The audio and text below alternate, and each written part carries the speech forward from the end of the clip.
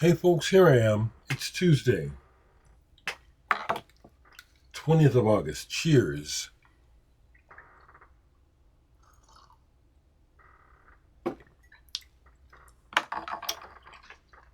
Part of me posting that video yesterday was the fact that over the weekend I lost another tooth and wasn't quite ready to get on camera.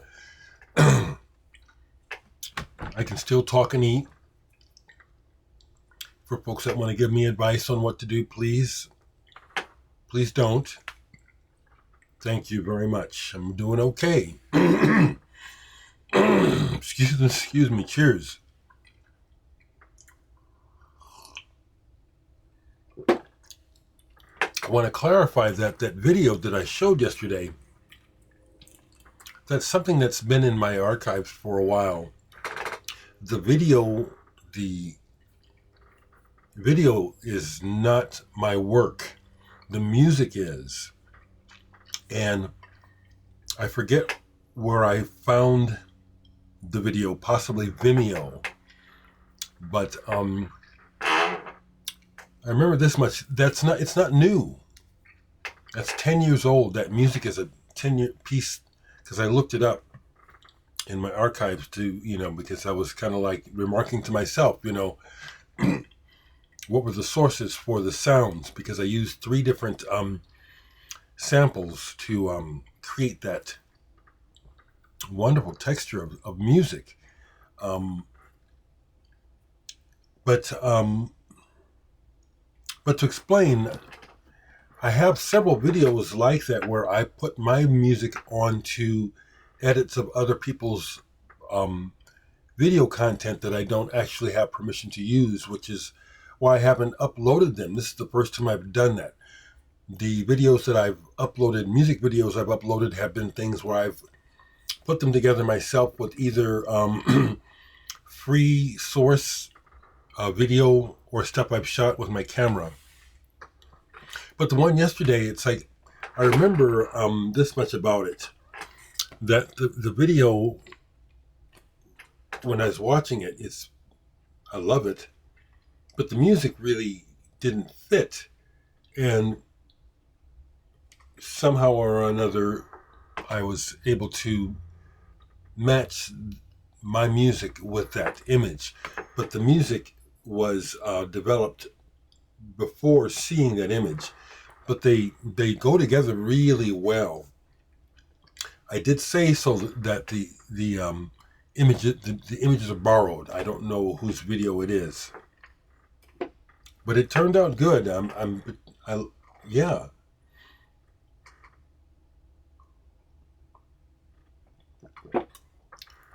And that music is 10 years old. I did that back in 2014. How's about that? So I'll spend a few minutes with you this morning, and I'm glad to say that I'm looking just fine. Still haven't gone to the record store. I'm doing good because I just have to watch my money, don't you? But something good happened. Let me just keep going instead of worrying about showing records. So I get an email yesterday, and from the Bemis Center for Contemporary Art, and they asked me to play their silent auction. So I have a gig.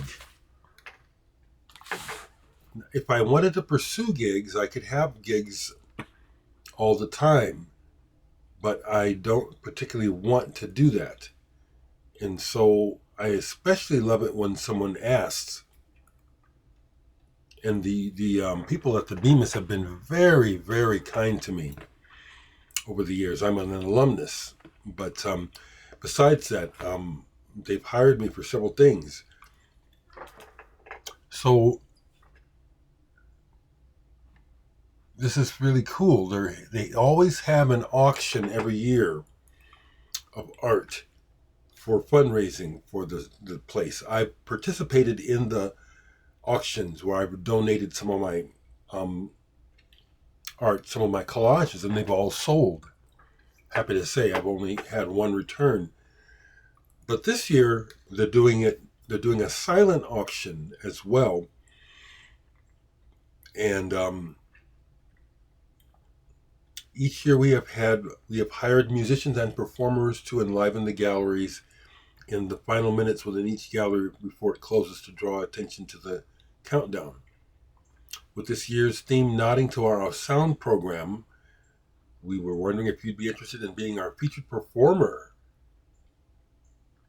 Wow. You know, they're paying me, plus they're giving me tickets to the event, which are it's $100 per ticket. I'm chuffed. It's good news. Any news is good news, but that's just lovely. The album that features artists from the low end, some of you folks know what I'm talking about, which is another Bemis project. The records are here, but they're not sending them out yet. And she's asking if I'm coming to the More Mother. Looks like that's the kickoff of this year's Low End series. And that's when the records will be made available publicly. I'm hoping to get my copies sooner. That's all good news, though. Real happy about that. Real happy. Yes, you can also hear in that particular piece that I posted yesterday, Denser Denscape, the similarity to my great nephew Nevin's music, right? That we could create something pretty cool together. I would love that, Devin, if you had a chance to come to Omaha. You've never been here, have you? I'd love to have you come visit for a while and bring your equipment. We would mainly work on music because I'm not a nightlife person, so I can't, show you the nightlife. It's like someone young could, but I'd love to see you. Okay, so to talk about some music, I'll go first here because I finally gave a real good listen to a recent release from Discus Music, Ron Kane's Martin Archer Axis, Practical Dreamers. Love this, love this, love this. Ron Kane's was the horn player in the band East of Eden back in the 60s and 70s. Okay? Love that band. Mercator Projected is just an amazing album. So, right quick, Practical Dreamers is a suite of 7 pre-recorded electroacoustic structures composed by Martin Archer with real-time laptop responses created and performed by Hervé Perez, which together provide a live improvising environment for the other instrumentalists. And this is nice. The whole thing starts off with a melodic snippet from East of Eden's album Mercator Projected, which is just one of my favorite albums of the 70s. It's ideal. It's like it takes you to a faraway place.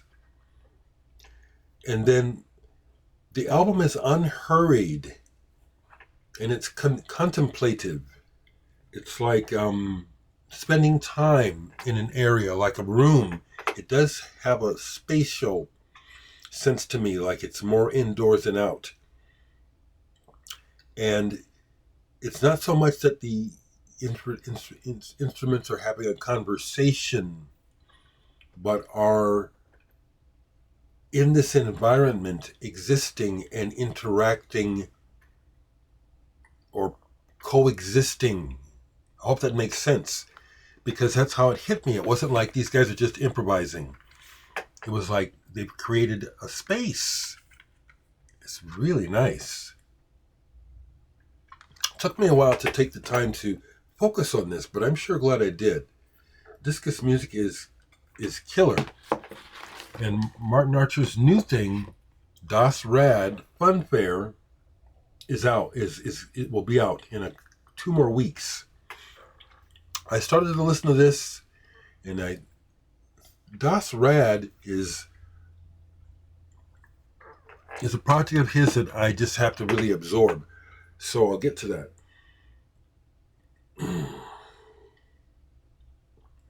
Cheers, people. The coffee, it's a Mr. Coffee maker, a cheap one, but boy, it's like the urn is working now.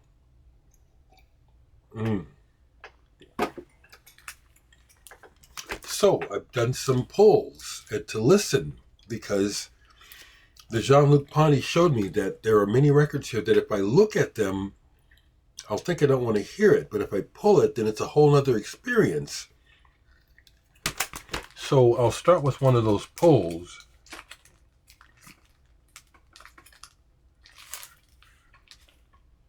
Yeah, this album here. Anthony Moore of Slap Happy. I added this to my collection not too long ago. Out. It's a reissue.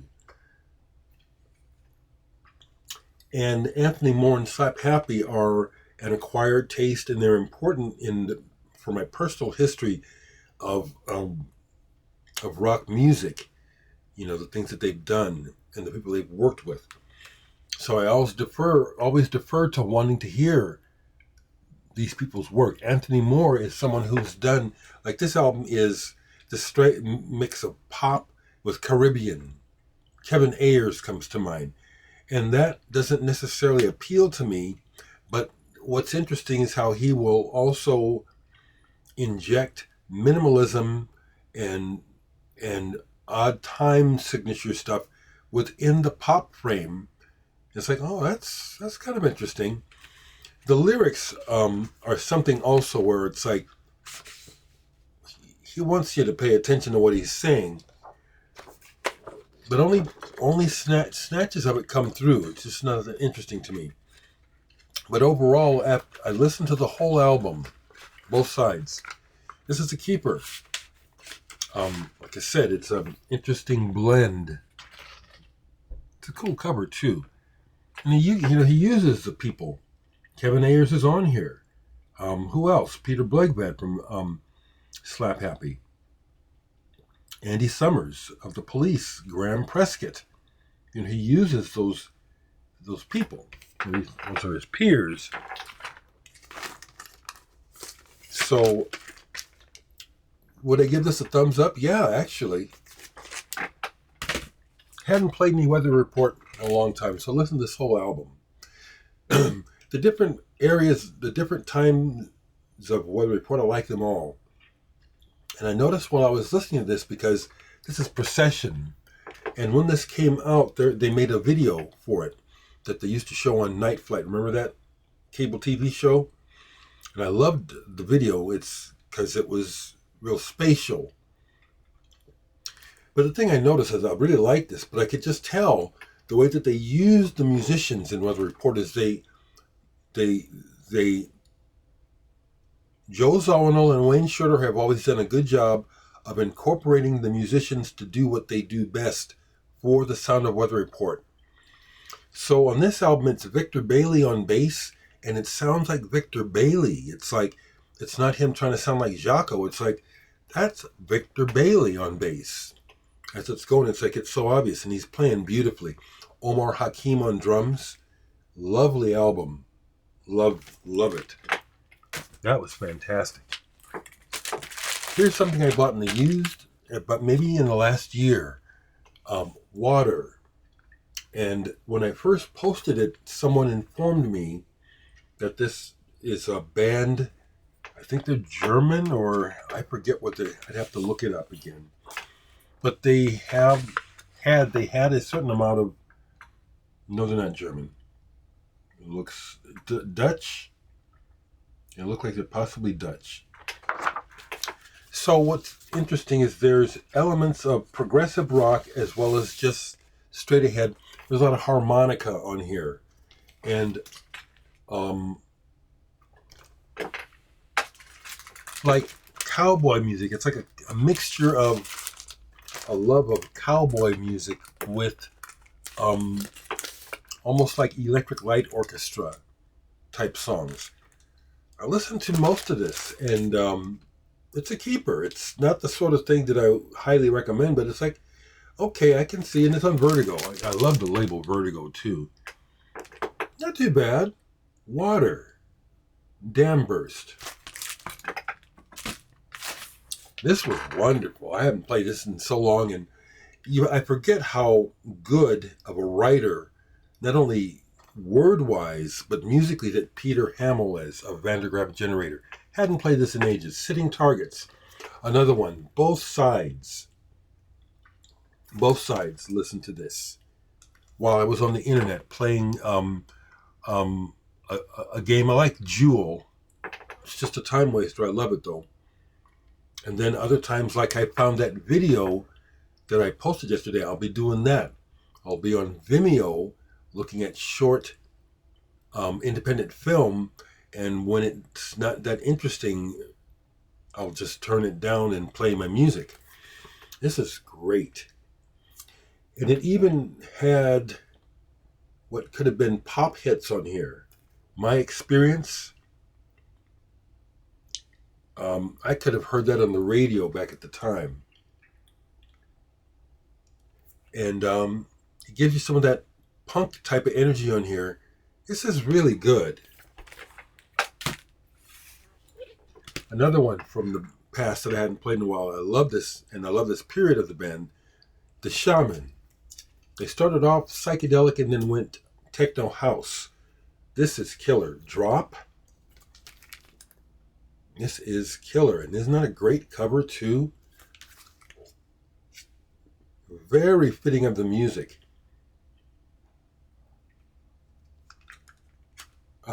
Something About You, again. This is psychedelic, but it's pop at the same time. But also very imaginative sound-wise. They don't sound at all like Syd Barrett, Pink Floyd, but the way that they approach this brings to me, my mind, that Pink Floyd sensibility. I really like this album a lot. Shaman, Drop. Here's one where it got taken off pretty early on. It's a keeper, but it's like maybe another time. Warehouse, Powerhouse. Where are they from? Another Dutch band. See, I like music from all over the world. And that was one of the things that I got from the Beatles and psychedelia somehow, was thinking, I wonder what the music sounds like here and there. And as soon as I could start exploring it, I did. This is a horn band, very much like Chicago or Blood, Sweat, and Tears. Good players, strong arrangements, but it's not prog so much as it is pop. I like that cover though. So this is one that is obviously a keeper, but it's like another time it will reveal for me what it is I need to hear. Oh, there's some more records here. It's been a few days. A few days ago, I get in a mood for Boris. Boris is coming to Omaha. I'm looking forward to it. I got to check, and hopefully it's not the same night as my gig. But it actually, my gig is so cool that if Boris is the same night as my Bemis gig, I can do both. Because I'll be done by 9. Attention, please. It seems like Boris has flirted with trying to do things to garner a larger audience. Because they're so weird. And weird in a good way, not in the tarnished way that politics has tainted that word because of you know who. This is cool. I always wish, I know it's on purpose the way that they record their albums. It's the way they sound. But I always wish that I could bump it up sonically. I wouldn't mind hearing Boris with a big, polished production sound, actually. I wouldn't mind hearing that. Here's one where it's like I'm kind of like getting to be like Steven Wilson about his old work when he goes back. He doesn't want to hear any old Porcupine Tree. And when I listen to this old stuff, I can see why. This is Coma Divine, a 3 LP live set, live in Rome. This is a while ago. It's got the bonus single is with it. And a couple things about this. I enjoyed it. This is back when the main thing about the Porcupine Tree is the group, not Steven Wilson. It's their power as a group. Because on here, and Steven Wilson, I bet you, is aware of this, on the instrumental breaks and when the band really gets rolling, the original drummer is the one who gets the crowd going. Colin, what was his name? I forget his name. I forget the drummer's name. I liked him. He was outshining Steven Wilson in the band. And there's a couple guitar solos on here. One they kept where Steve makes a mistake, but he has always admitted he's not much of a guitar player, and it really shows here on the early recordings. It's like, well, hurry up and get done, Steve. This solo is second rate. It's the power of the band overall that you hear. And like I said, I can hear where the drummer, it's like, I'm outshining you guys. It's pretty obvious to me. And to start off the polls a few days ago, because I hardly ever play Passport, and this period of Passport in particular, I never play. And when I played this, it was like, that's why. This is Passport, Klaus Doldinger, who had been around forever by the time he made this album. He still got his main players, Kurt Kress and Kristen Schultz and Wolfgang Schmidt. But this is watered down horribly. This is that coffee table jazz bullshit. There's a couple, of course, because he is good. Historically, he shows. There's a couple of tracks on here. It's like, okay, that's the old Passport. He even I forget how you say it when you reference one of your own tunes from something else in a new thing. He does it on here to hook us old Passport listeners. Oh yeah, that's still Passport. I hear that melody from the second album. But overall, that's just real shitty. But it's a keeper. It's part of my collection. So 22 plus minutes. That's what I have for you today. I'll go ahead and venture to say that I am paying attention to the DNC and the energy. I'll say once again, I'm not fooled by politics because I know it's a dog and pony show. It's theater. The real power brokers are not the public figures that we see. And the way that corporate-owned media portrays things shows it to me. I see it. I don't think a lot of people do. Especially the way they just always try to normalize behavior that regular people would be in the hospital or in jail for. So it's really wonderful to see the positive energy and message coming out of the DNC around Harrison Waltz. Much needed. At this point, it doesn't even make sense why anyone would want that doddering old white man whose mental facilities are compromised, and all he wants is it's everything he says. If you watch him, and I watch him, when they show the clips from his rallies, I even watch the whole rallies because you can see them. He just babbles. It's babble. It's word salad. Why? There's no comparison. He is a tool for people who are just interested in power. It's the same thing going on with the DNC, but at least they act like they're trying to run the country and represent the people. So they get my vote. I'll say again that me sharing my personal opinion is not asking for any of you strangers to come over here and be abusive to me. Again, when you do that, it just shows me your flaws. Okay, I know you'll do it anyway because look at how as okay, I could just go on, couldn't I? Let me stop.